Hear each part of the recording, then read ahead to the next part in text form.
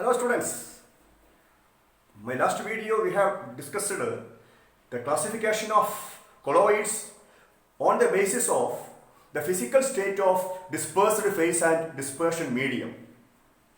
Today we will discuss about the next type of classification, that is classification of colloids on the basis of the nature of interaction between dispersed phase and dispersion medium. Yes, on the basis of the nature of interaction between dispersed phase and dispersion medium, the colloids can be classified into two types. Please listen: lyophilic colloid and lyophobic colloid. Okay, lyo means solvent or liquid. Philic means loving. Lyophilic colloid means solvent or liquid loving colloidal particles. Yes, example: starch salt, gum, protein salt, etc. For example, starch salt. In the case of starch salt, the starch colloidal particles have strong affinity towards dispersion medium. Yes. Then lyophobic colloid, next type. Lyo means solvent or liquid, phobic means hating. Solvent hating colloidal particles. Example: metallic salts like silver salt, gold salt, platinum salt, and hydroxide salts like ferric hydroxide salt, FeOH trisol, aluminum hydroxide salt, AlOH trisol, and metallic sulfide salts like arsenic sulfide salts. Arsenic sulfide salts are some examples for lyophobic colloid. Yes, I already told you. In the case of lyophilic colloid, very strong interaction between dispersed phase and dispersion medium. But in the case of lyophobic colloid, weak interaction between dispersed phase and dispersion medium. Okay? Yes. Due to strong interaction, we can say the next difference between lyophilic and lyophobic salt. Okay? Lyophilic salt is more stable and hence large amount of electrolyte is required for its coagulation or precipitation. What is meant by coagulation? Coagulation means what? It is the process of converting colloidal particles into precipitate by adding suitable amount of electrolyte to it. By adding electrolyte to a colloidal system, the colloidal particle undergo aggregation and these particles converted to bigger particles, that means converted to precipitate. This process is called the coagulation. But lyophobic is less stable and small amount of electrolyte is required for its coagulation. By adding very small amount of electrolyte to a lyophobic salt, the colloidal particles converted to precipitate. Okay, and the third difference: lyophilic colloid is reversible in nature. It is the reversibility is the main characteristic of lyophilic colloid. Yes. What is meant by reversible in nature? Yes. This means that if you separate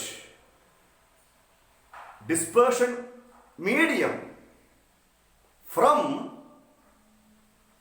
dispersed phase by evaporation, it can be formed again. The colloidal solution can be formed again by simply remixing it with the dispersion medium. Okay? Yes. Please listen here. Starch in water. Starch salt is an example for lyophilic salt. We can separate the dispersed phase starch and dispersion medium water by strong heating by evaporation. Yes. After evaporation, the dispersed phase particle and dispersion medium particle get separated. Then this colloidal solution can be formed again, starch salt can be formed again by remixing with the starch and water. Yes. But lyophobic is irreversible in nature. Okay. That means it cannot be formed again by remixing the dispersed phase with the dispersion medium. Yes. The next difference, lyophilic colloidal particles are not easily visible even under ultra microscope. For example, in the case of starch salt, the starch colloidal particles cannot be visible even under ultra microscope. But lyophobic particles are easily visible under ultra microscope. Yes. Please see the next difference. The viscosity of lyophilic salt is much higher than that of dispersion medium. For example, the viscosity of starch in water, starch salt, is higher than that of dispersion medium water. Yes. But in the case of lyophobic colloid, viscosity of lyophobic salts is lower than that of dispersion medium. For example, the viscosity of a lyophobic salt, silver salt, is lower than that of dispersion medium water. Yes.